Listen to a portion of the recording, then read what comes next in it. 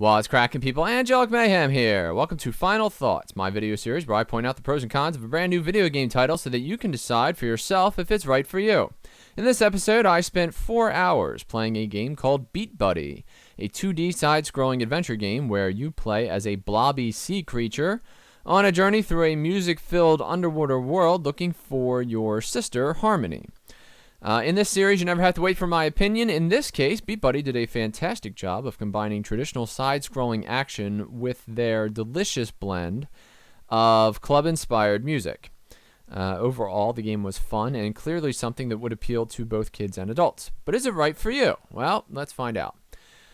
Since this game isn't terribly complex, this will be one of the shorter reviews I ever do. Beatbuddy is a side-scroller in the flavor of Trine, but with no gravity, as you are living in an underwater realm. Your job is to navigate the labyrinthian maze of the world, both in and out of a diving bell-esque craft, simultaneously avoiding the dangerous spiky sea creatures that live on the walls, their dangerously acidic bubbles, and the occasional deep-sea monster that looks to make you its lunch.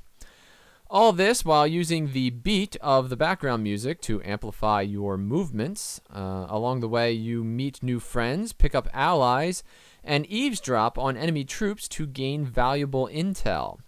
You are going up against Prince Maestro, a dilettante and aspiring dictator who is looking to hoard and control the music of the world in order to enslave its inhabitants. His vivacious speaking style and personality are a threat, and you must save your fellow citizens despite their brainwashed adoration from Maestro's dastardly plans. The game was developed by Threaks, a new development house whose only other release, Hermes Run, was a little less inspired. Without question, though, the plot and characters in this story are entertaining for both adults and kids, which makes this title a great gift for anyone.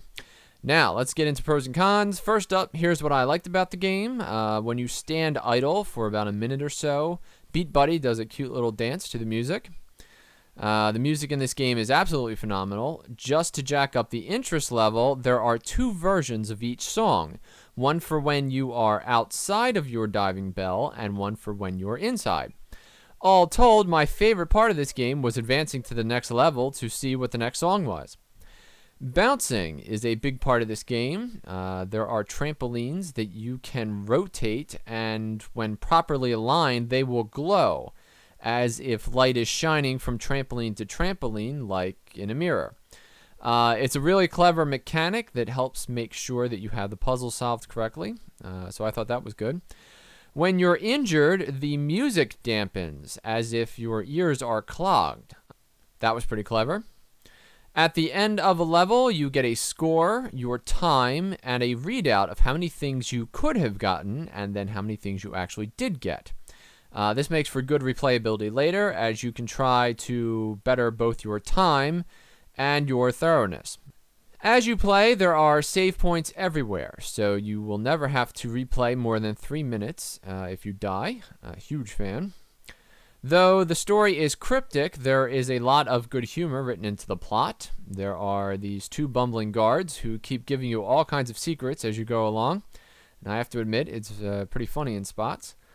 The game breaks up the monotony of traveling through a maze by adding in boss battles and what are essentially mini-games where you can earn bonus crystals.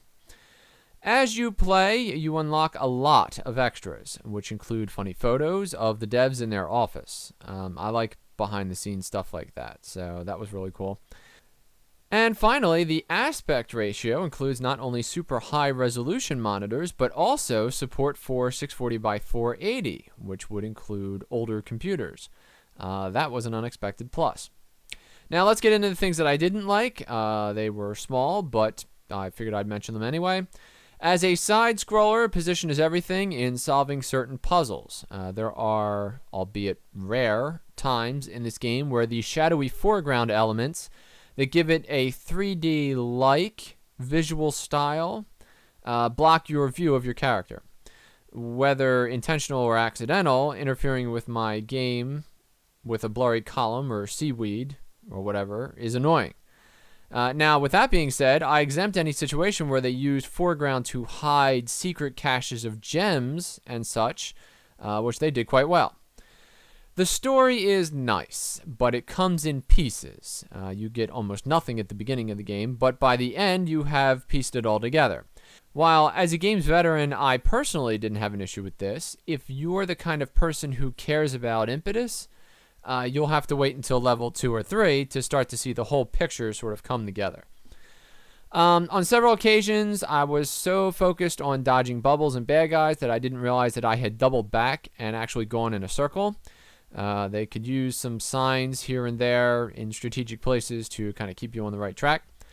I took issue with the camera in this game. There are times where it zooms in for effect in order to either A, highlight an animation or a plot point that you're involved in, or B, to limit what you can see as a way of increasing the drama. This was annoying when it happened because when you're being chased by giant fish, you expect to be able to see everything that you could see before. On a related note, when you move quickly in one direction, sometimes the camera doesn't pan fast enough to keep up with you, leaving you on the edge of the screen, unable to see any bad guys that you're about to plow into. When you change levels, you lose all the crystals you had been collecting in the previous level. This is important because crystals represent hit points in this game, so you suddenly become much more vulnerable again at the start of the next level for no particular reason. They never really explain that or anything, so I thought that that was odd and a little annoying.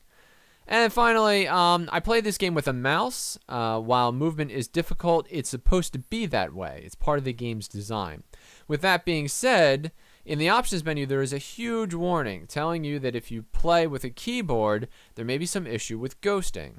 Long story short, if you don't like mouse games and you don't own a gamepad, then you should expect issues when playing this game with a keyboard. All right, so there's just that.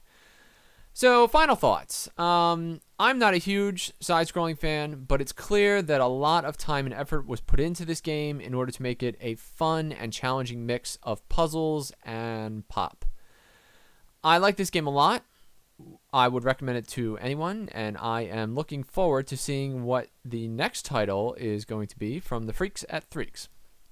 But is this game right for you? Well, only you can decide that. Hopefully this video will help. If you have any questions that I didn't answer, leave them in the comments below, and I will do what I can. In the meantime, thank you for watching this video, and if you enjoyed this video, please click the like button or subscribe to my YouTube channel for more content like this in the future. I'm Angelic Mayhem, and I will see you next time.